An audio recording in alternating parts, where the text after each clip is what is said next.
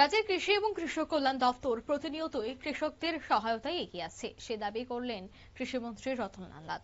আজ রাজধানীর প্রজ্ঞা ভবনে প্রধানমন্ত্রীর কৃষি সঞ্চয়নী যোজনার উপর এক পর্যালোচনা বৈঠক অনুষ্ঠিত হয়, যেখানে উপস্থিত ছিলেন কৃষিমন্ত্রী রতনলাল নাথ, 8টি জেলার জেলা সভাপতি সহ সভাধিপতি, দপ্তরের সচিব সহ অন্যান্যরা।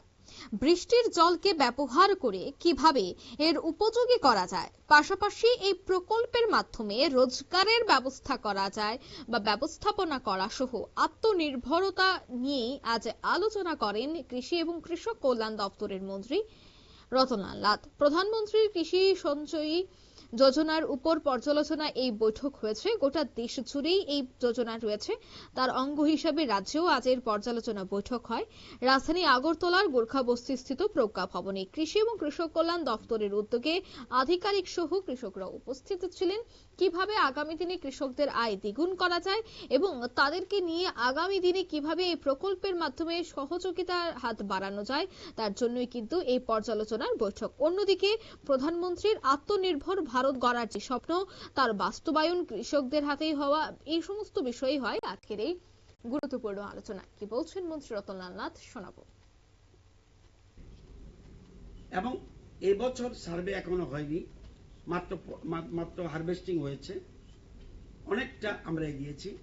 আরো 4-5টা ব্লক অন্তত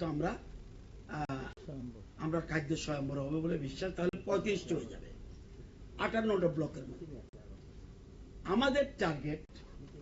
আমাদের টার্গেট এই যে আমি যখন বিধানসভায় ছিলাম, আমার মনে আছে দিদেন কৃষিমন্ত্রী, উনি কিন্তু বিধানসভার প্রশ্নের উত্তরে বলেছিলেন যে আমরা কিন্তু অমুক সনে খাদ্য স্বয়ম্বর হব। আমি জানি না কিভাবে চিন্তা করেছে। আমার যদি সত্যিকারের প্ল্যান না থাকে, আমি যদি মাটি চিনলাম না, কোন মাটিতে কি হবে এটা না জানলে আমার দপ্তরের যারা আধিকারিকরা তারা কিভাবে প্ল্যানিং করবে? যদিও আমরা অনুমান ভিত্তিক করছি, আমাদের এর মধ্যে দক্ষিণ। আপনারা শুনলেন মন্ত্রীর বক্তব্য। তিনি বলছেন যে কিভাবে কোন মাটিতে কি সবজির ফলন হবে, সবটা বিষয়ে পরীক্ষা নিরীক্ষার পরে কিন্তু এই কৃষিজ ফসলের আরো বৃদ্ধি ঘটানো এবং কৃষকদের আত্মনির্ভর করা সবটাই সম্ভব, সে কথাই আজ তিনি আলোচনা করেন। নিয়ে নিচ্ছি ছোট্ট একটি বিজ্ঞাপন বিরতির সঙ্গে থাকুন।